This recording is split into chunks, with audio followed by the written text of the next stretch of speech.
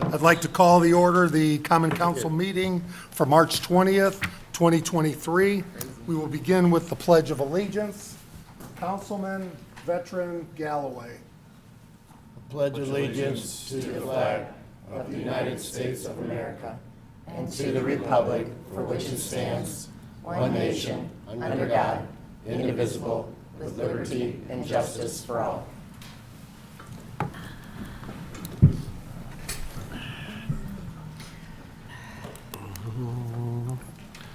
Roll call, Clerk Treasurer Parthun. Councilman Galloway? Here. Councilman Vincent? Here. Councilwoman Ficus? Present. Councilman Frankie? Here. Councilwoman Konechny? Present. Councilwoman West? Here. Councilwoman Cutler? Present. All present.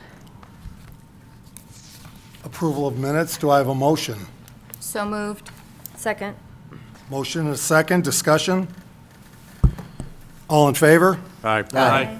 Opposed? Motion passes 7-0. Petitions and comments of citizens, and we'll also check social media. Remember, 3 minutes or less. Please state your name, address, no derogatory personal comments unless they're about yourself. See Mr. Ogle laughing, so we'll begin with Mr. White. Please come forward, state your name and address. Good evening. Dean White, 3066 North US Highway 35. I just wanted to come to you again with a couple issues that I had addressed a couple of weeks back. One is very important to me. It's a trip hazard at the entrance to my vacation rental. And if the city's too busy to do a temporary fix, I asked for permission to do something temporary myself, and I have gotten no response. The other, should I go on to the next issue, or? Please. Okay. And the other issue, if I could pass out a photo here. Is this regarding the vista at the view or the vista view? Yes, yes. I don't know if anybody's had time to go out there and take a look at the condition, but this is before and after, and the before is quite visually. You don't, we just need one. Okay. Sorry. So, I just would look for you to give me some response in regards to whether it's consideration or not. But as you can see, at one time, it was quite clear and a beautiful view for tourism. People coming into our city. It's on a curve, so when you're coming around a curve, it's a direct viewpoint. So I had talked to Mark Schreiber about that, and can't remember the exact reason, but I've made a note. I'll call you tomorrow afternoon. I'll speak with Jeff Batchelor and Nick Minnick or whoever else I need to regarding your sidewalk before that, and then I'll touch base with Mark as well and get enough. It's been a while since we had spoke about it, but I want to say it was like shared land with the county. If I remember right? yes, and the county years ago, we were all for it. It was the city that was holding it up. Okay. I've made a note. I'll call you tomorrow afternoon and work with you on both of these. Great. Okay. Thank you, Tim. I'm sorry, Dean, and you want, just to be clear, The sidewalk fixed on Monroe. that will be done. Mr. Batchelor will be there tomorrow. Thank you. So, we have to wait for better weather versus last time, so they will be out there tomorrow. But regarding cleanup, which part cleaned up? So more so clearing the woods and foliage that's grown in. And it's been a while. This was the first time you had brought it up that I had talked to Mark about it. And so I can't remember the exact situation, but it was something about it being county land as well, and he wasn't able to get it done. But I'll get more. Are you talking about right here where the sign is? Yes. Yeah, that parcel might be owned by the county. So, Well, and maybe if they're willing to work with us, that's great, but, Well, if I can clarify, the grass area is maintained by the state. It's owned by the highway department. And then the county has a portion of that area, and so does the city. But I addressed the county years ago, and they were all for it. When you went to the park department meeting, what did they tell you? Oh, I've been to the park several times, and they just say they're too busy to address it. But now is the time. They don't have their snow plows out, and they can. But they also It's have- just scrub brush. It's Sure. not woods, okay? It's Okay. just scrub brush. So it's an eyesore that can be beautified. Let me get a hold of Mark tomorrow, and then I'll call you after once I'm more up to speed with that. Okay. And Jeff will be there tomorrow. Thank you very much. Thank you. Mayor, I just, Mr. what you Galloway? say? well, you know where the park department is. Okay, you go all the way around that curve road, and there's trees about this big around. Now, they've been there 30 years. Sure. But as kids, we used to fish that and everything, and you can't even hardly see the water now. That's just the way it's been. But it's been a long time sitting there. That's why they got that big. Thank you. Yeah. Mr. Frankie will take care of that tomorrow then. Go, Julie. No, and hey, Dean, I just wanted to say too, thank you, Mayor, for mentioning Jeff coming out to look at that tomorrow, because I know that's been your concern for a while, and if it doesn't get addressed, let me know. Charles, please come forward, state your name and address. I'm Charles Isley. I live at 1116 Indiana Avenue. Just to clarify, if I do talk about figures or anything like that, I don't speak for my landlord. I just get some rough guesses of what he's done. My landlord's proactively in the last 18 months dropped about $8,000 on proactive tree removal over power lines. We ran into some considerable difficulty with the different companies that provide services to the community, and your assistant was right on top of that. She's the glue. She is the glue, because I was going to cuss at the man. I had a confirmation number from someone else from a different department on the other side of the country, so the guy in New York probably didn't deserve me to cuss. So I just asked Mr. Frankie if he'd have Lynn call instead of me, and it was fixed and revised, and the power lines were up where they're supposed to be within 24 hours. So when I come and ask for you guys for help, you guys know where to go and who to call and how to accomplish things a little quicker than I Thank do. you. Just don't curse. I try my best not to. I haven't really had a reason. I think when I was here about 11 months ago, I might have made history and thanked you guys for raising taxes.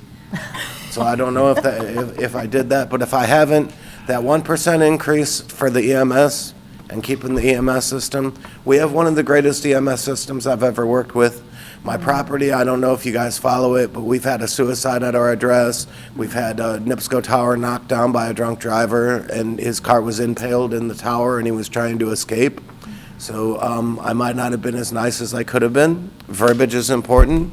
I need to treat your 911 phone operators a little more respect. And I did learn some verbiage issues. So if I do feel that it's a medical emergency, the person is not necessarily being, what did I say? I should have said argumentative, and I probably said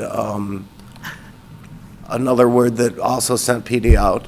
We didn't need PD. I was very concerned this man was about to die. So we want our officers there. Everyone loves our officers, and we want you guys to be able to pay them and do what you got to do. If you think that's raising 1% tax and you want to fight with the county across the street to make that happen, I stand behind you 100%. Thank you. And on that note, if you ever want to go stand in front of the dope man's house, I'll go stand with you. Oh, that's nice. So you want to make Always another do. Thank Facebook you. video, and if nobody else will go stand with you, I'll go stand with you. Thank you. Yeah. I appreciate that. So on that note, and time's running up, 180 seconds, I lose track, and I don't want to take away from your meeting. You guys got more important things to do. But everyone's talking about politics. It's the season. So I decided that I'd come out tonight and say. Thank you. I'm done? Yes, and thank you very Okay. much. Vote independent, or vote incumbent this election. vote incumbent. You guys are a Okay, great team. you can stay. I'm just teasing. You guys I'm are a just great teasing. team. I understand some of you are going to make moves on your careers and we'll see some new faces, but you guys know what you're doing. A wise man once Thank said you. there's more work to be done, and there Thank is you more very work to be much. done. I appreciate We that. appreciate that. And I think that you guys need a compliment every once in a while. Thank you. Even though I overstayed, I apologize. Public, any comments on social media? Standing committee reports, President Frankie. No new reports. Redevelopment Commission will meet a week from Wednesday on the 29th, 5:15 here at City Hall. Sustainability Committee is scheduled to meet on a week from today, 27th, 4 PM here at City Hall. And that's all I have for now. Councilwoman Ficus. Park Board met on Wednesday, March 15th. The board members were given the 5-year master plan update to review. There was discussion of reclaiming some of the land behind Ron Reed Field to construct additional parking for the Fox Park Amphitheater. The UEA will fund $40,000 of the project, and the remaining money will come from other funding secured by the Park Department. Anthem's Grand Illusion, a tribute to the legendary rock band Styx, will be performing at the Civic on Saturday, April 15th. General admission balcony tickets are $20 each. Reserved tables of 8 are $250, and sponsor tables of 10 can be purchased for $400. The Park Department will also be hosting a seniors prom at Cummings Lodge on April 30th for the Senior Center. You can contact Pam Carroll at the Park office for more information. And then lastly, the April Traffic Commission meeting will be held on Tuesday, April 11th, 5 PM at the police station. Due to spring break, the meeting is moved back 1 week. Councilman Vincent. Is it back or? Nothing to add this evening. Councilman Galloway.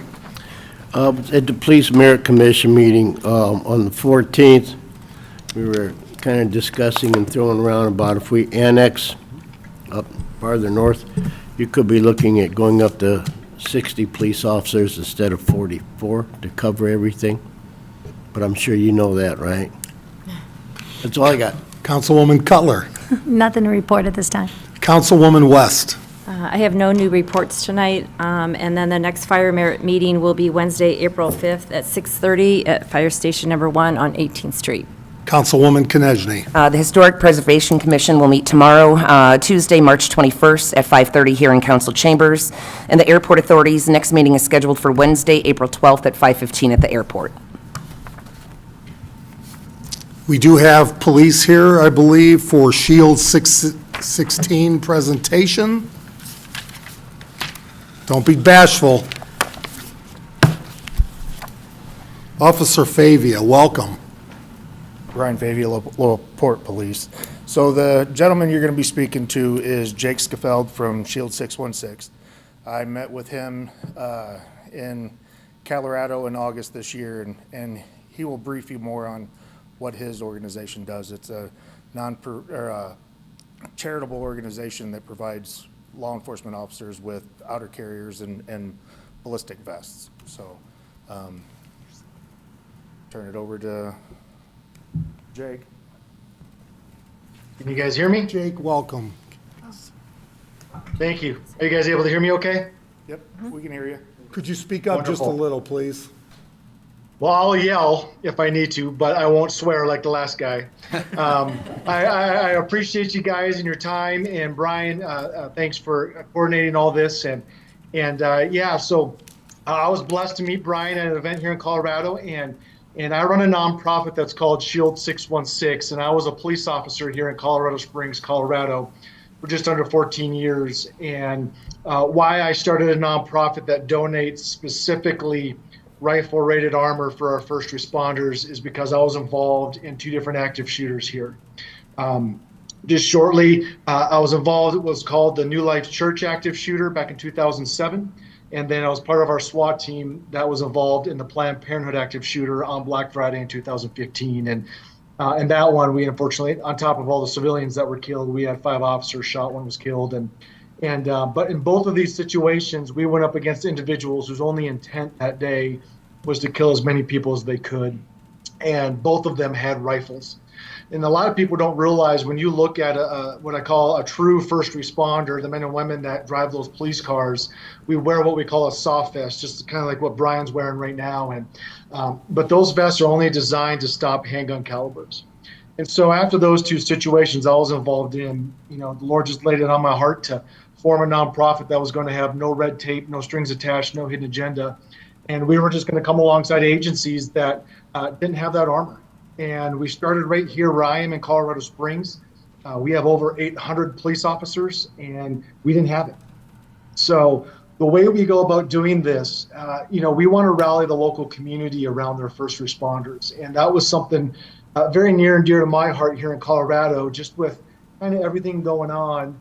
A lot of that defund the cops and the anti-law enforcement rhetoric. Now more than ever, we've got to be intentional about building healthy relationships between our law enforcement and the citizens they serve. And so we do fundraising in the community to have folks, whether it's an individual, a business, a church, a foundation, whoever, come alongside them and not only help get this elevated protective equipment, all-day rifle-rated armor, but to also be intentional about community building. And I'm just going to share one picture from what we call a vest presentation, and I hope you guys can see this.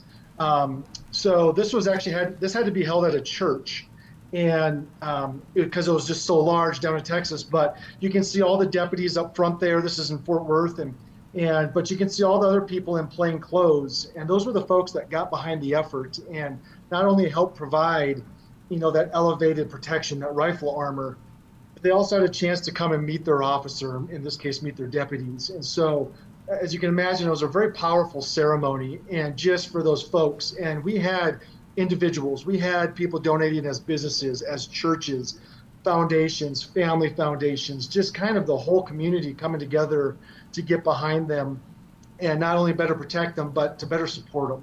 And so each of them had a chance to meet their officer and to get to know them and support them and be praying for them and encourage them throughout the year. And also for that law enforcement officer to have somebody in your corner that is really just rooting for you, cheering for you specifically.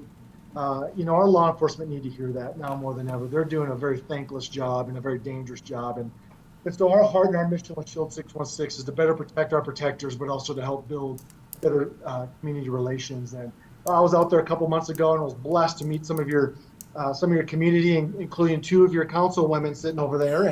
And they had a chance to try on the vest and see what it was like. And that's our heart. And that's our heart, to bless law enforcement, support them, and get that community behind them. And we would sure love to be able to do that for your community. And so this was just kind of a next step of letting people know of who we are and what we would love to do with your law enforcement, with Shield 616. And we would sure love for the opportunity to rally your community around them and help come alongside them and provide something that is potentially life-saving. And so our effort to do the whole department, we would be rallying and challenging, and our fundraising goal is going to be right about $120,000 to give them these all-day vests that they wear their whole shift. And as you can all probably imagine, you never know when you're about to go into a shooting. And so we want to make sure that your officers have the best. I'm sure you guys believe you have the best law enforcement. They deserve to have the best. And it's my hope that this gear is going to protect them in those situations that warrant their service. And now more than ever, unfortunately, we're seeing more and more of that. And so it'd be our honor to come alongside you guys and be part of your community. And with that, I hope I stated within my time frame, but I'd be happy to answer any questions.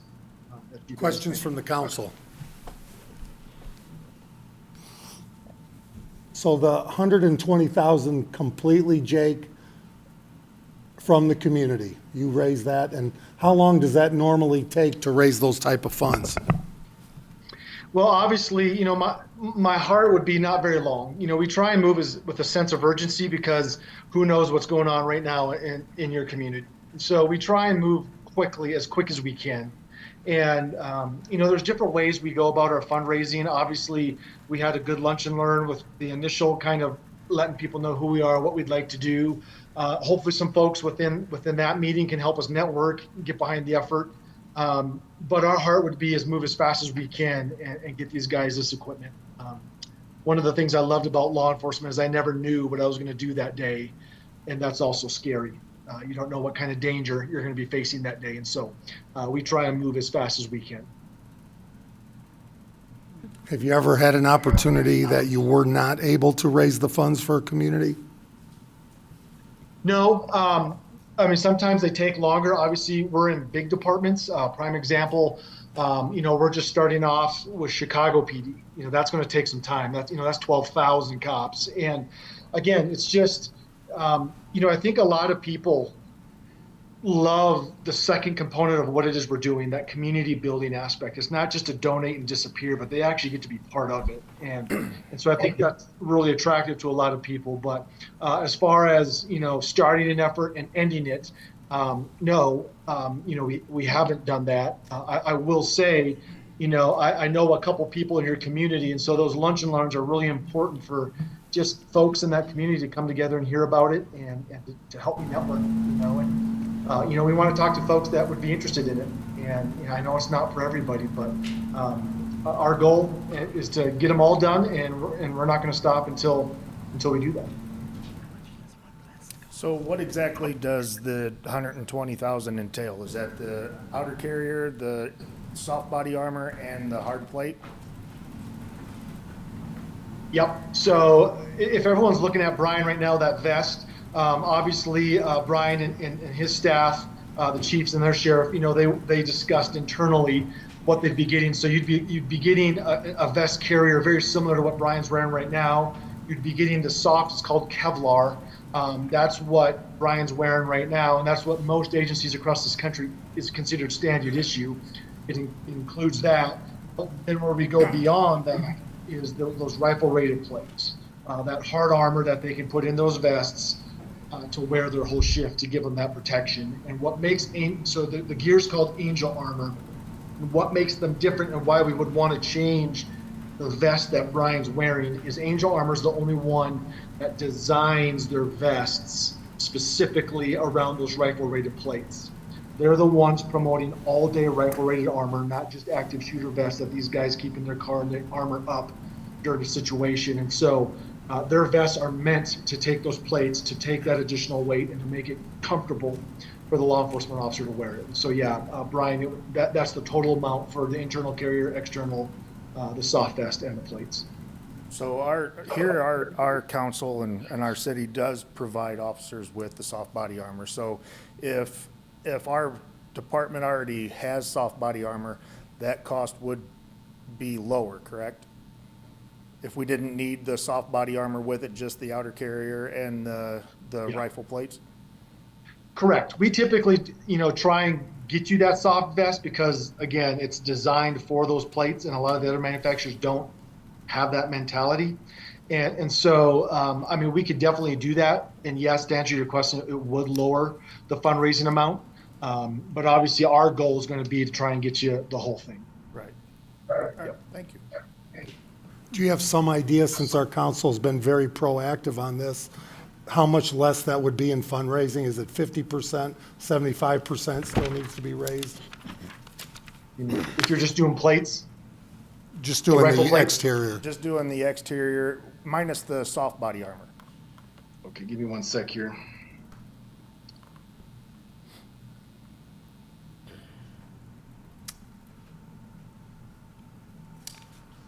So yeah, it wouldn't be quite half. It'd be a little bit over that. You'd probably be looking right around $70,000. I know a couple of our council members have endorsed the product by trying it on. Who was that? I don't. Thoughts, ladies? Well, I'm extremely and forever grateful for our men and women in blue that put their lives on the line every day, not knowing what each call will bring. Jake's presentation and during this lunch and learn was super impactful to see what, and to be completely transparent, I'm not well versed in guns and ammo and what they can do, but to see that armor after being actively shot at and the protection that it provided the officers, I think is invaluable. So definitely a supporter and endorser and will contribute to the campaign. And it definitely, there was a difference between the vests that they wear currently and this new armor. like, it was incredible. They have, like, the officers that we spoke with, you guys have back issues because of everything that you're carrying, so this is lighter. And when Jake actually did the presentation, he went a little farther into the Planned Parenthood active shooter, and it was scary, what he was saying. Like, our officers on a daily basis don't know what they're gonna run into, you know, if anybody's gonna have a rifle or what they're gonna have. And it was, like you said, it was way more impactful. And if you wanted to see our two council members, it's hard to. Any further questions? I'm curious what the solicitation process looks like in terms of finding donors. You know, are you handling that whole process? Are you looking for assistance? Yeah, so what we typically do where we're most successful is to do another lunch and learn. It would be very similar to what the councilwomen, you know, are talking about, and that's where I would add. I don't want anybody to have to go out there and say, hey, would you donate, you know, $2,000, $10,000, whatever. But you know what I ask the department is, you know who's supportive of you guys, and would you just be willing to invite them to this lunch and learn to hear my story, and to just tell them, hey, we're looking at getting some upgraded armor for our officers. I think you might be interested in this. Would you just come here and see if this would be something you would be interested in supporting? And then when I get in there, you know, like the councilwoman said, I'll share my story in a little bit more detail when I have a little bit more time. But when I can bring that gear in, they can see it and they can sense it and they can tell the difference, you know, for those that are interested in it. You know, they can get behind the effort. And I can't tell you how many times people have said, thank you for giving me a way to do something. I see what our law enforcement is going through, but I don't know what to do other than thank you for your service. Let me buy your lunch or your coffee. This is giving them something tangible to get behind. And I'm sure your community is a lot like ours. Vast majority of them support law enforcement, and this is a very cool way to get behind them. And I don't think there's anything better than get behind them by saying, hey, I believe in you. I'm going to help provide you something with something else. Thanks. So I guess a step would be, I'd love to do another lunch and learn, and just whoever we'd like to invite there to come hear it. And then, again, it's nothing forceful. It's up to them if they want to get behind it. Obviously, no tax dollars. And again, it's not for everybody. But usually when people come and see it and they hear about it, we have a very high success rate of getting that accomplished. When you may have heard us mumbling, I couldn't quite hear, but I think Newbie Lewis wanted to sponsor, so that's great news to start off on the right foot. Put it down for what, 20 Okay. officers? Brian, write that name down, and we'll make sure he's first on the list. Jake, thank you for your service and your time. Further questions? Thank you. Thank you. You guys be safe. Thanks for your time. Brian, you look great. Have a great night, everybody. You too. Thanks, Jake. Councilwoman Ficus, public hearing and introductory of an ordinance. Your Honor, I move to introduce an ordinance read for the first time in its entirety. Second. I have a motion and a second. Discussion? All in favor? Aye. Opposed? Councilwoman Ficus. An ordinance to vacate a portion of State Street adjacent to the Pine Lake Avenue overpass. Whereas the Common Council of the City of LaPorte, Indiana wishes to vacate a portion of State Street adjacent to the Pine Lake Avenue overpass to allow for future development, and whereas the City of LaPorte owns the land on both sides of State Street adjacent to the overpass, one parcel being a parking lot and the other parcel being a former fire station, and whereas the City of LaPorte seeks to redevelop the fire station and believes vacating this portion of State Street will further the development of the area, and whereas the City of LaPorte is the only property owner adjoining and abutting the proposed street vacation, and whereas notice of the public hearing on the ordinance was published in the LaPorte Herald-Argus at least 10 days prior to the public hearing, and whereas a public hearing was held on the 6th day of March 2023 in the chambers at LaPorte City Hall located at 801 Michigan Ave, LaPorte, Indiana, at which hearing all interested parties were given the opportunity to present their views for and against the granting of the vacation, and pursuant to ordinance number 22-2001, and whereas the council has determined that the vacation of the street should be granted. Being duly advised in the premises, the City Council of the City of LaPorte, Indiana makes and approves the following findings. 1, that there are no property owners whose property will be adversely affected by the public ways to be vacated. 2, the vacation will not hinder the growth or development of the city of LaPorte. 3, this vacation will not make access to the land of any party by means of public way difficult or inconvenient. 4, the vacation will not hinder the public access to church, school, public building, or place. 5, the vacation will not hinder the use of any public way. 6, the vacation requested by the city of LaPorte is in the best interest of the health, safety, and welfare of the citizens of LaPorte. 7, the vacated street is taken by the adjacent owner subject to any public utility easements. Now therefore be it ordained by the city by the City Council of the City of LaPorte, Indiana as follows. Section 1, that the following described real property is hereby subject to retention of existing utility easements vacated.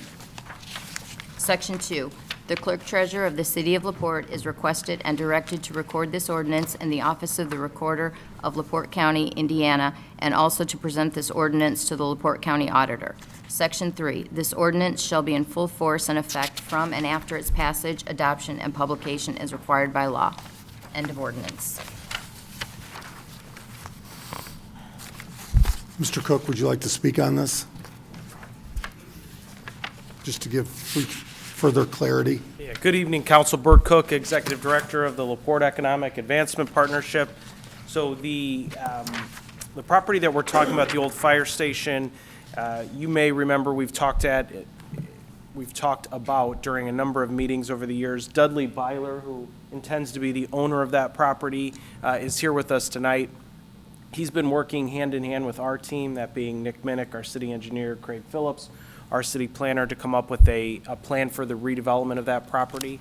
And as part of that, there's some, I guess, oddities that exist on that property based on the fact that the overpass was built at one time. State Street obviously went all the way through there, and then the overpass was built, and it creates some, I don't know if I'd say challenges, but it creates some issues we'd like to deal with as part of that process and to ultimately better benefit that development and what will ultimately be become part of Dudley's redevelopment plan for that area. And so the start of that process is the vacation of this portion of State Street, which you obviously have in front of you, and the ordinance was just read. I'm happy to answer any questions you might have. I know Dudley would be happy to share. But as far as tonight goes, it's, yeah, we're dealing with that piece of the roadway there that.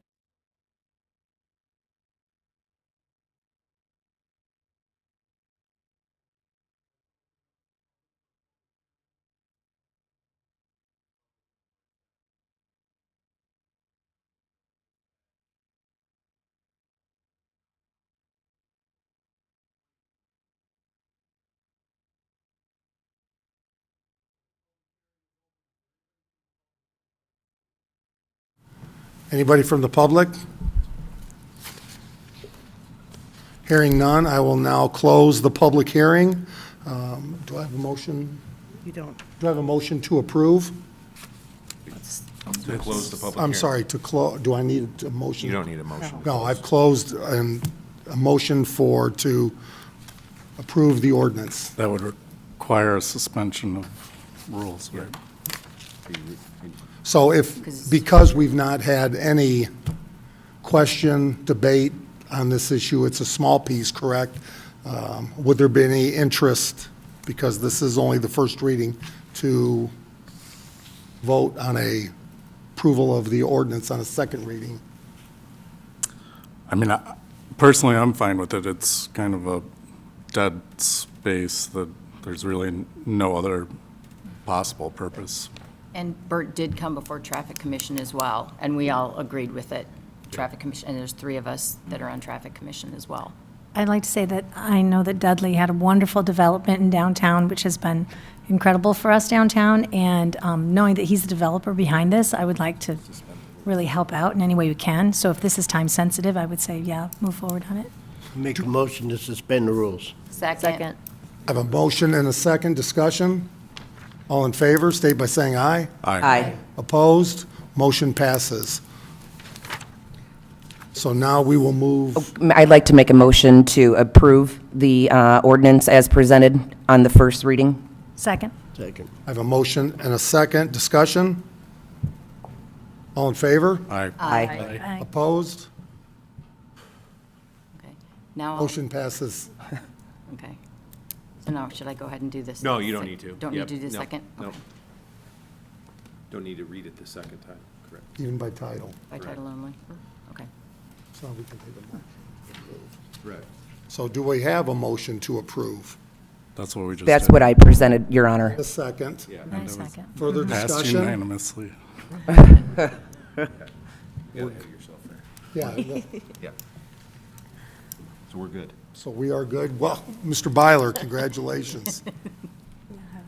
Hey, 3 hours of police negotiations. And Yeah, you he's won. tired today. It's been a long day. Yeah. Thank you.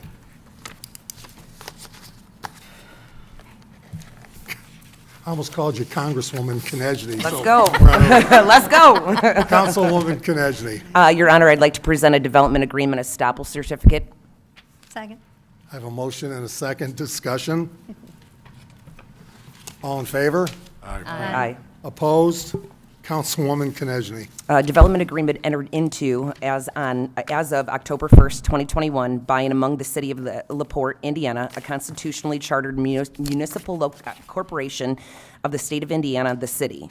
The LaPorte Community Development Partnership, LLC, an Indiana limited liability company, the LCDP, the City of LaPorte Redevelopment Commission, the Commission, and KDP LaPorte Venture LLC, an Illinois limited liability company, the developer. The city, the LCDP, the commission, and the developer are sometimes hereinafter collectively referred to as the parties, and recorded on October 13th, 2021, in the LaPorte County Recorder as document number 2021R-16407, the agreement. As it relates to that certain parcel of land containing 2.318 acres, located at the southeast corner of Pine Lake Avenue and Truesdale Avenue in LaPorte, Indiana, the property.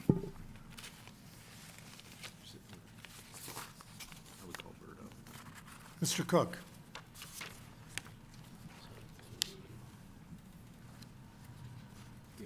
Thank you, Mayor. I just want to briefly touch on this because this is not necessarily something that we've commonly done, but an estoppel certificate is a very common application. So this is the property that is currently Aldi.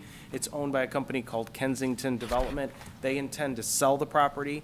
The estoppel certificate just signifies that all of the terms of the original development agreement have been met, so that the new owner, the buyer, can enter into that transaction without any issues, or knowing that there are no issues that are outstanding. And have they been met? What's that? Have they been met? They have, yes, absolutely. And just because I know this will be a question that my office probably gets tomorrow, very common, you have a developer who builds a building and leases it to someone else and then sells that off to a third party. It's obviously more marketable having a long-term lease intact.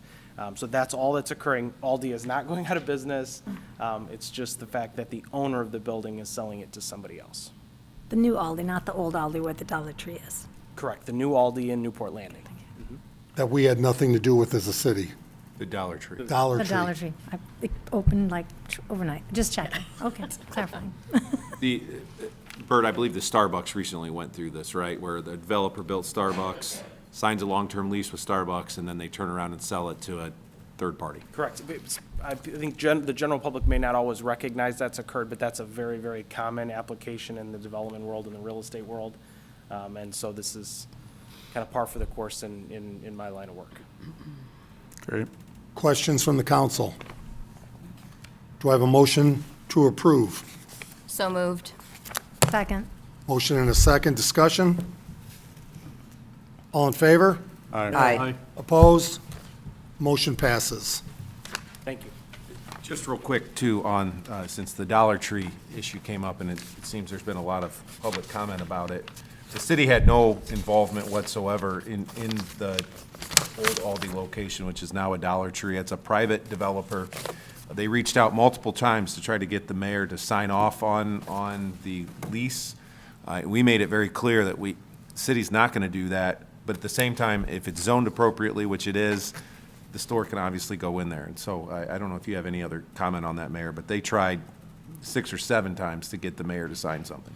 No, I believe we have enough of those type of buildings in the city, and They had their attorney from Chicago on several occasions ask me to sign for approval, and I chose not to, refused to, so they moved forward without that signature as a private transaction with nothing to do with the city. Thanks for clarifying. Council President Frankie. Your Honor, I move to introduce the resolution read in its entirety for the first time. Second. Motion and a second, discussion. All in favor? Aye. Opposed? Councilman Frankie. A resolution of the Common Council of the City of LaPorte, Indiana, approving an amendment to the declaratory resolution and economic development plan for the Thomas Rose Industrial Park Economic Development Area.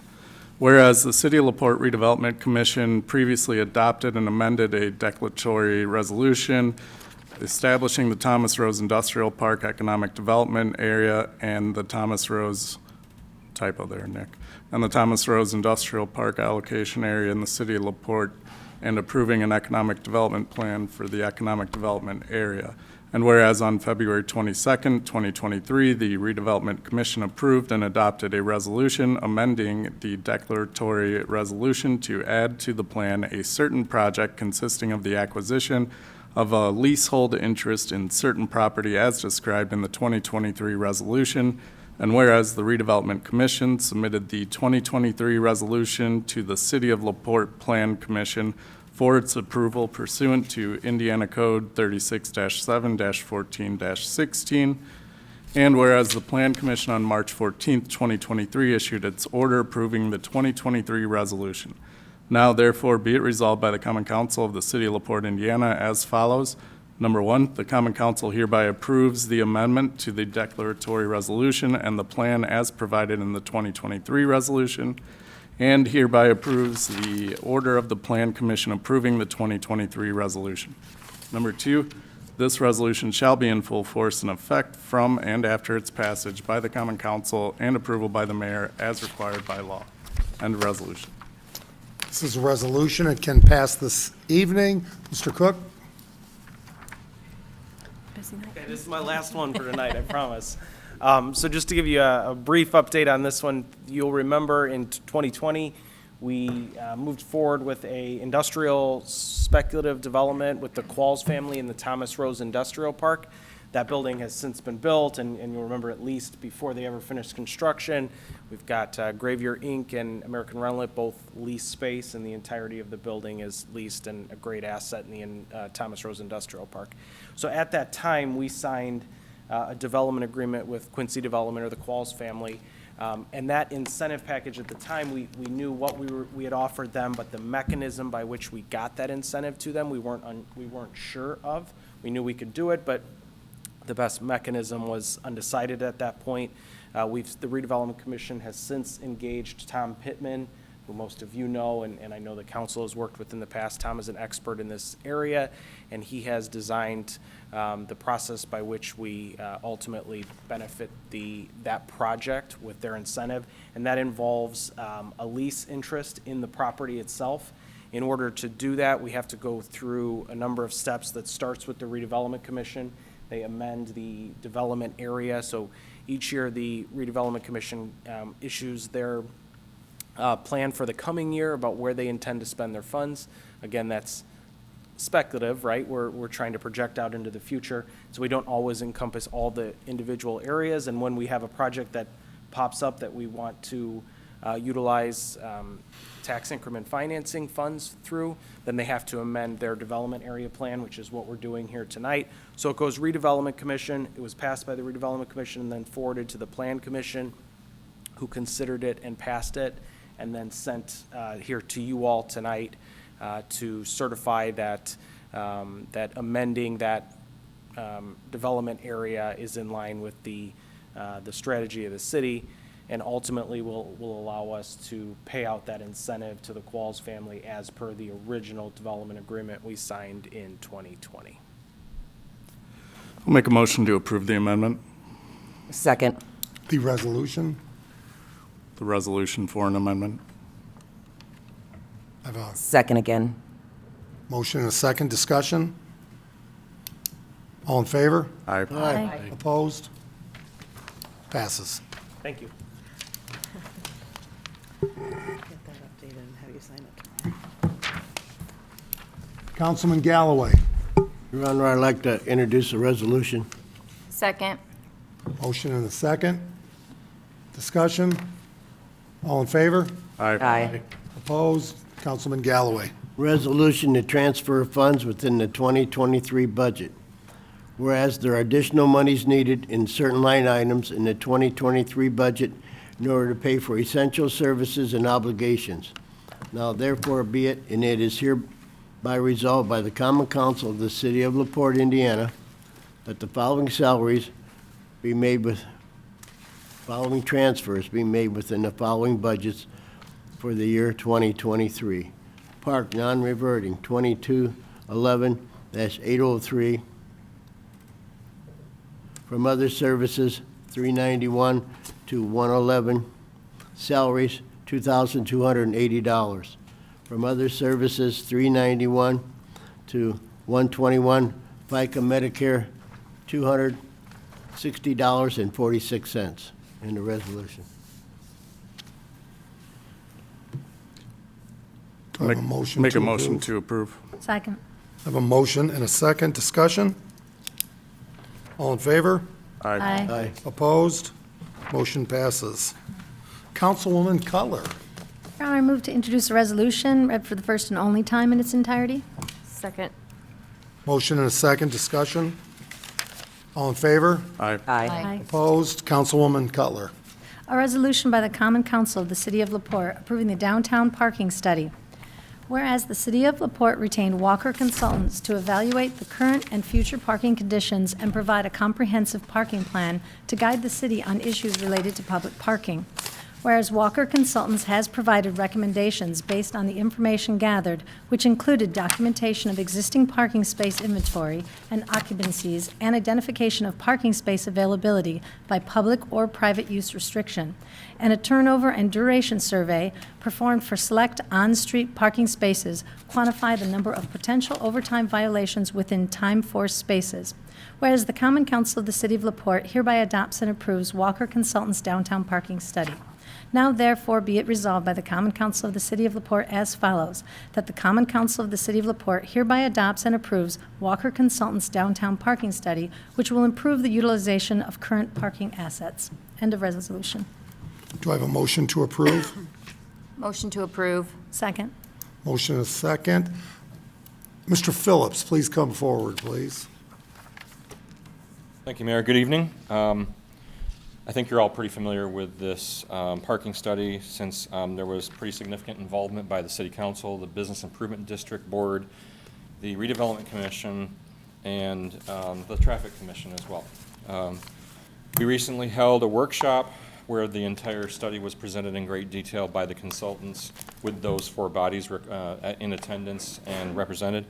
So I'm not going to go through the details of the study this evening. I have a copy of it available if anybody wants to reference it, but basically the study took a look at the inventory, the availability of different types of parking within the downtown area, made some recommendations with regard to the ability to provide additional parking opportunities in the form of on-street, off-street, as well as structured parking in the future, and also took a look at and made recommendations with regard to the management best practices, and made recommendations with regard to suggested changes and tools that the city could use to provide for better parking management and opportunities in the community. So ultimately, there were a set of recommendations put together in this report that were presented, and I'm happy to answer any questions that you have this evening. I'm curious, and maybe it's a better question for Attorney Otis, but what is this resolution saying? I mean, is it giving authority to take action, or is it just saying, cool parking study, we like it? If I could, basically what we're asking for this to be is a blueprint going forward for the priorities of the city to consider with regard to making adjustments to the current regulations and management practices based on parking in the community.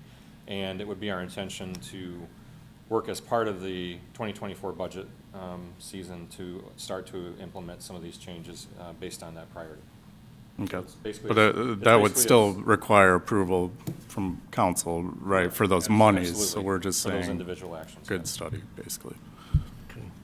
Yeah, and, Councilman Frankie, that's a very good question. You're obviously not binding the city to anything specific tonight. It's just, like Mr. Phillips said, next time we're bidding out projects, we're going to follow what's recommended in this. And I've seen the presentation twice, and it was very in-depth, I think, so it was a good study. It was a cool study. Oh, I've Cool. seen it. It's pretty cool. Further questions? Thank you, Mr. Phillips. Thank you. Further questions, comments from the council? I do have a motion and a second. This is a resolution and can pass this evening. All in favor? Aye. Opposed? Motion passes 7-0. Before we adjourn, I just want to say thank you to the council, and thank you as an update to 39 North. We have businesses, individuals that are ready to have their water situation addressed. I know you've heard from elected officials that are protecting of themselves, but the great thing is, 39 North, we've moved forward here, not focused on trying to damage one of our employees' reputation, like the president of 39 North did through their attorney. Never once have you heard from them, 39 North or other elected officials, state, let's do what's best for the businesses, for the residents.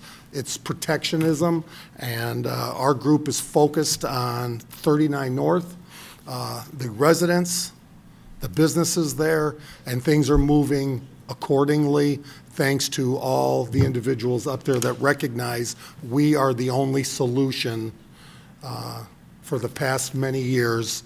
And again, just to remind, from September 3rd, 2021, a recent builder and said, Mr. Magnuson spoke with President of 39 North and said they have to put the project on hold at the time after realizing the situation because of fire safety concerns. So you are doing the right thing at the right time to do what's best for businesses and residents, while others do nothing but protect themselves and their elected position. And just as a clarity, I had a meeting set with the 39 North Board President. I was called back soon later to state my attorney doesn't want me meeting without attorneys involved. I am an elected official. You are all elected officials. We should not have to hide behind our attorney. Our attorneys do what we tell them. And so as an elected official, I'll meet. I don't need my attorney there to meet with anybody, and that's why we're focused on this. At some point, we will have to meet because I would like for their support to dissolve the 39 North board, the bureaucracy it stands for, and then number two, their support for improving the water situation for businesses and residents. So I'll meet tomorrow for that. But I think the 39 North Board President and I can sit down and work that out together. We don't need to have our hand held during that meeting. So that's that situation. I'll take any questions. I've got a couple quick things, but nothing on 39 North. Okay, any questions on 39 North? Besides that, Councilman Galloway. You have any idea what's going up behind Rural King after they ripped all the trees down? So I actually spoke to the owners of the property. We have no authority over that. They are developers of duplexes and also storage units. We've encouraged them, our support for housing in the city of LaPorte. They are apparently working in Northwest Indiana and will not be quick to move to LaPorte and do something. So right now, that land, which the trees were taken down, apparently there were some concerns about some of the trees behind Rural King falling, and so that looks like they just took down all the trees. Okay, my second one is, the totes we're getting from Waste Management, do they have any smaller ones so 87-year-old little ladies can haul them out front? That's a fantastic idea. So when you deliver for the first time ever, and it's so neat to see totes throughout the city keeping our town spotless. There's no way to judge of those 7,000 who gets large, who wants small, and so they had to get 7,000 out. And now Waste Management is working with our staff, the engineering firm, to say, hey, we may have seniors that want something Okay. smaller, and they are working through that as we speak. Okay, thank you. Absolutely. I got a motion to adjourn? Second. Motion is second, all in favor? Aye. Opposed? We are adjourned. Have a great evening, everybody.